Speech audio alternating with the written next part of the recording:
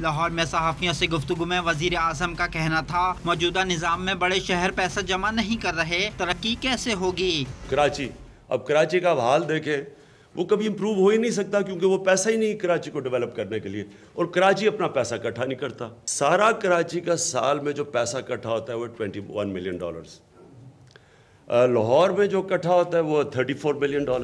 ایک سوال پر عمران خان نے بتایا ملک میں 8,000 ارب روپے ٹیکس جمع کرنے کا ہدف ہے۔ ماہر معاشیات شبر زیدی کو چیئرمین FBR تعینات کر دیا گیا ہے۔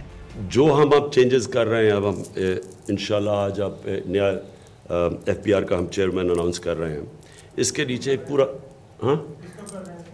شبر زیدی کو۔